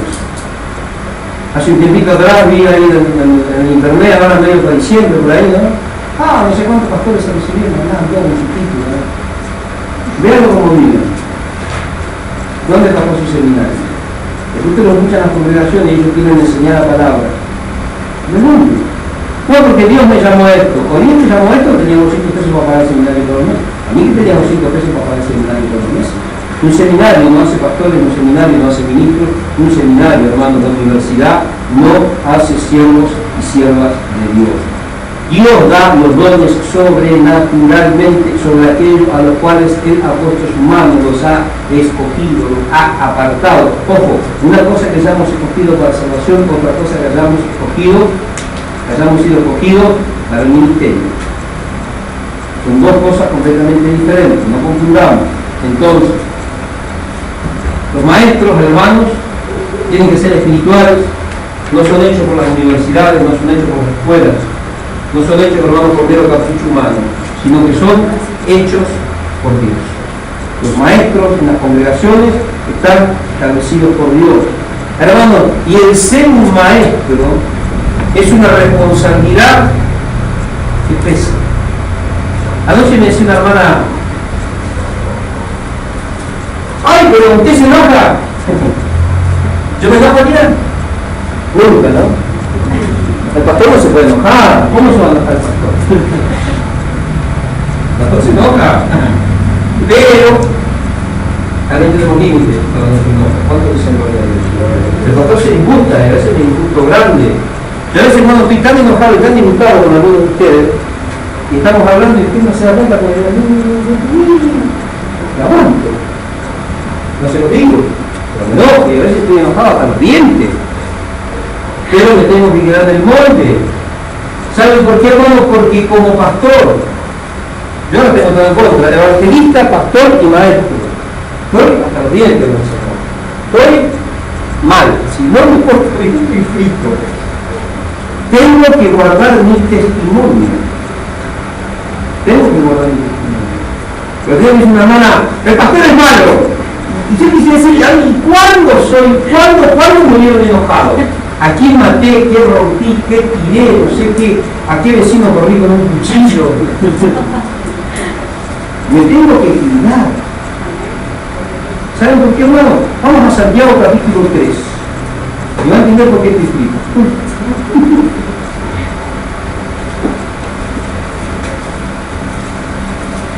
Santiago capítulo 3, versículo 1.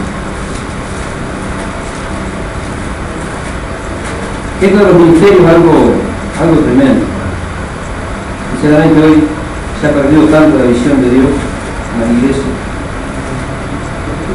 Santiago, capítulo 3, versículo 1. Dice la palabra de Dios: hermanos, no os hagáis maestros. Miren lo que dice, ¿no?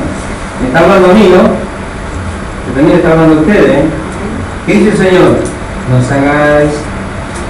¿Escucharon? No os hagáis. ¿Esto dice también? Antes empieza a quitar la misma. No os hagáis, me dice el Señor. Ojo. Dice: no os hagáis maestros muchos de vosotros, sabiendo que recibiremos mayor condenación. ¿Qué pasa con el maestro, hermanos? El maestro es un conocedor de la verdad. Por lo tanto, no puede tomar, hermanos, con ligereza este ministerio. Porque la palabra me está confrontando. Es un hombre no solamente que enseña, sino que también que escribe lo que enseña. O sea, por eso, un ministerio bastante delicado. La palabra de Dios es la que nos demanda, y Dios nos va a demandar en algún momento conforme a su palabra. Entonces, la vivencia, la vida del maestro tiene que ser conforme a sus enseñanzas. Así tienen que ser sus vivencias. Conforme a lo que enseña, así tiene que vivir. No hay testimonio. Ahora, ¿por qué? El maestro, hermanos, yo en cierto grado no es maestro, pero lo considero que tengo un cierto nivel de maestro dentro de la iglesia, me dijo el Señor la palabra. Pero como maestro, no solamente, hermanos, nosotros ponemos el aguijón, no solamente los corregimos, Yo muchas veces tengo la obligación, hermano, que viene junto con la capacidad de parte de Dios para poder corregir o confrontarlo de una manera a veces bastante directa en algunas situaciones sensitivas. Muchas veces, sin quererlo, hermano, pero con la misma situación poniéndome en papel de juez. ¿Cuántas veces le ha pasado? ¿Cuántas veces lo he confrontado?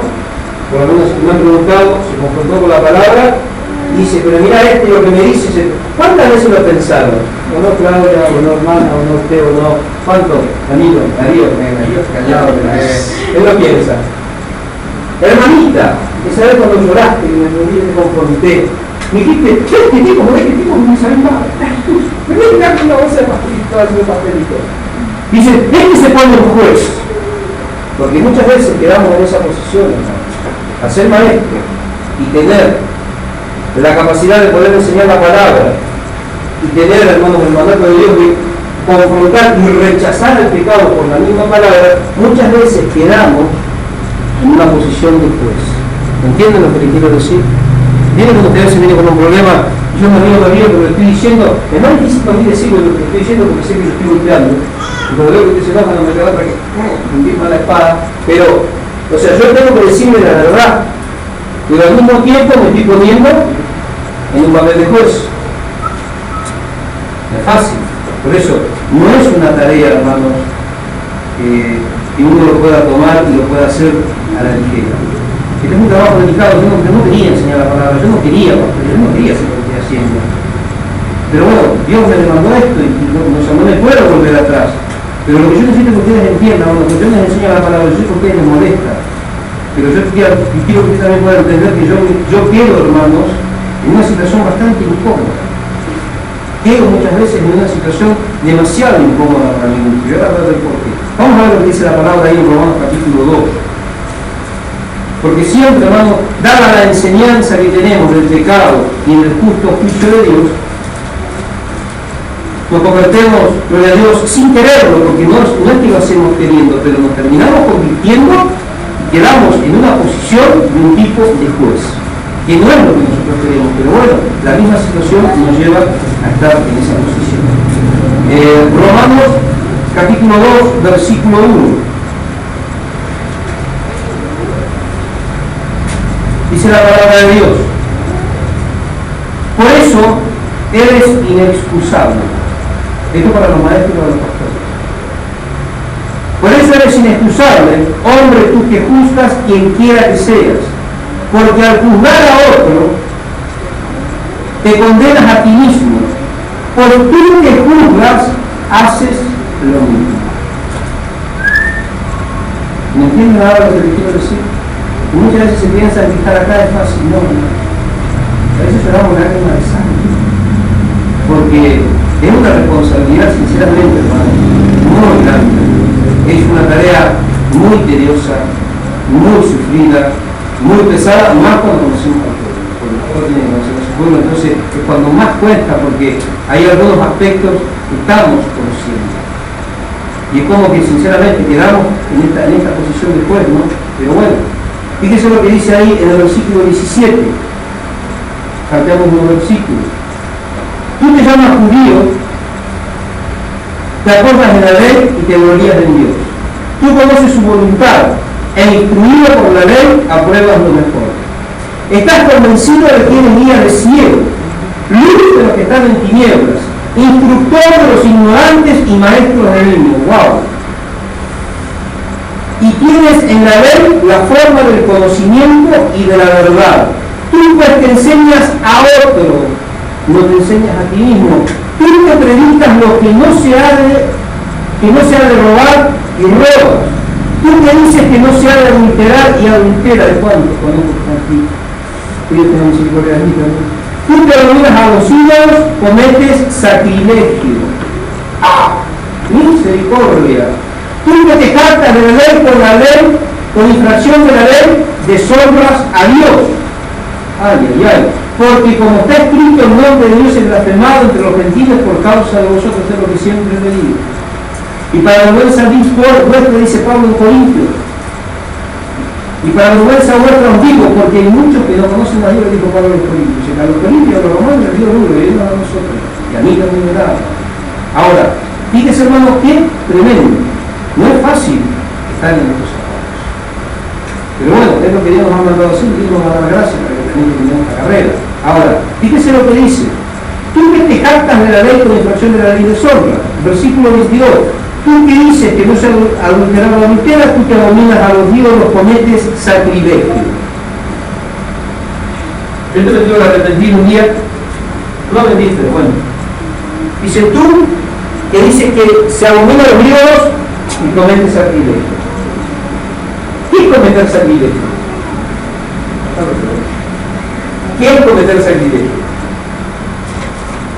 ¿Qué es un sacrílego?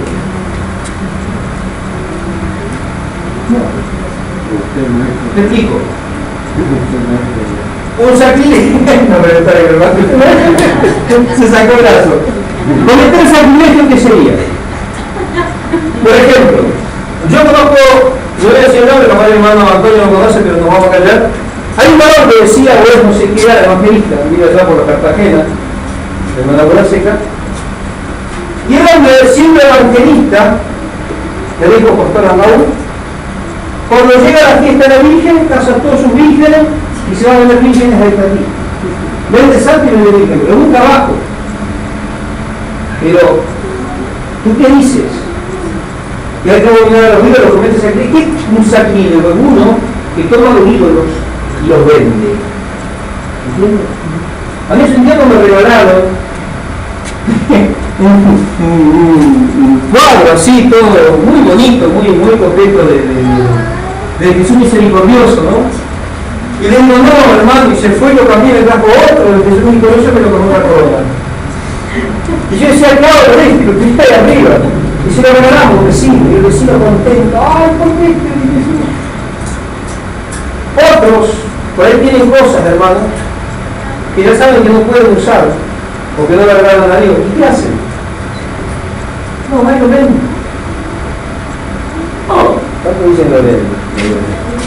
Ahí lo ven. Tú que dices que hay que abominar los ídolos, cometes sacrilegio. Ojo, se llama sacrilegio. O sea, fíjense en todas las cosas, hermanos, que las características que está dando, hermanos, de los maestros y de los ministros, que son características que no faltan. Yo empiezo a mirar todas estas características y puedo empezar a notar hombres, así como vosotros también a notar niños.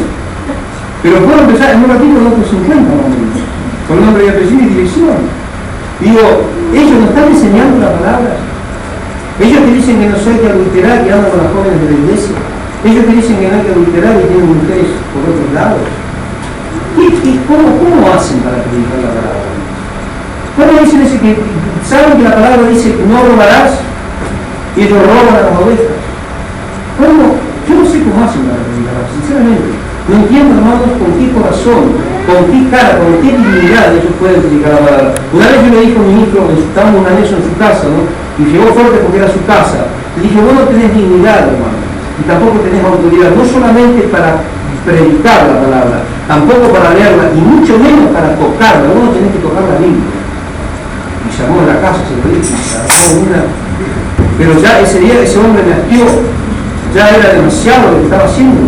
Ahí en el púlpito predicaba y después llegaba, terminaba el culto, iba a la casa de los hermanos, como estaban los hermanos, y llegaban las hermanas, y se enamoraba ya toda la hacía promesa. ¡Bárbaro! Y un día me colmó, me hastió y lo compré. En la casa misma, ¿no? Lo confronté porque ya no trabajaba más. O sea, no le dije lo que hacía, pero le puse en su lugar. Hoy hay muchas personas así, hermano. Yo no sé cómo hacen, hermanos, para... ¿Cómo predican la palabra? Ahora, este trabajo de maestro es muy importante, porque es lo que corona todo el esfuerzo de nosotros mismos. Es, hermanos, el que cumplimenta este trabajo de preparación de los santos para entrar en el reino eternal de Dios. En la gran comisión, yo calculo, hermanos, que una de las partes de los trabajos más arduos y más interesantes viene sobre el maestro, porque es enseñar a que el pueblo guarde todas las cosas que el único Jesús nos ha mandado. Entonces, que Dios nos ayude, hermanos, no se hagan maestros, no sean como los fariseos y como los escribas. No está de más, hermanos, y no es malo cuando otro hermano de otra congregación te pregunta o te acorralan, decir, no sé. No trate de escaparse por la tangente y agregar su condimento y poner su pensamiento y agregar doctrinas nuevas y establecer cosas raras. No caiga en condenación ni en el lazo del diablo. Escapemos del lazo del diablo, porque muchas veces estamos cautivos, dijo Pablo, a merced del diablo. Él, en este tiempo, hermano, quiere capacitar a su pueblo. A lo mejor usted no tenga los dones para el ministerio, pero preocúpese en ser una buena oveja. Déjese guiar, déjese enseñar, sea en usted un corazón enseñable. Hermano, tenga, por Dios, un corazón que anhele estudiar la palabra de Dios. Pase más tiempo estudiando la Biblia. Yo siempre digo a mi esposa, yo ando las corridas, hermano. Ando a los saltos, no me queda un minuto libre en mi día. Quisiera tener más tiempo para orar más, para poder leer la Biblia más, pero no tengo. Ya Dios va a preparar en algún momento. Pero muchos de ustedes tienen ese tiempo, hermano, tiempo precioso, tiempo valioso. Hay muchos de ustedes que yo sé que ustedes por ahí se pasan 2 horas tomando un mate a la siesta o a la tarde. Hay muchos que lo hacen, tomando un jugo, tomando un tereré, compartiendo algo, esparciéndose. Usen ese tiempo, hermano. Estúdianse en la palabra de Dios. Es más importante estar instruidos en aquello que tenemos que transmitir, en aquello que tenemos que usar para vivir, porque si no nos vamos a conocer, hermanos, de qué manera tenemos que prepararnos. Esta hermana me decía hoy que Dios le había mostrado que venía a buscar una iglesia limpia, sana, esto, aquello. Y digo, eso es lo que viene a buscar el Señor. Pero ¿cómo vamos a hacer nosotros? ¿Cómo vamos a saber cómo limpiarnos? ¿Con qué agua lavarnos? Solamente, hermanos, a través del conocimiento de la palabra. No todos pueden ser maestros, pero todos pueden tener un corazón enseñable y todos pueden tener esa disposición de corazón, hermano. Y buscar a Dios y pedirle a Dios que te dé sabiduría, la sabiduría que viene de lo alto, y dice que Él la dará sin ningún reproche. Nos ponemos de pie un segundito nada más. Damos gracias a Dios en esta noche, con gozo, con alegría.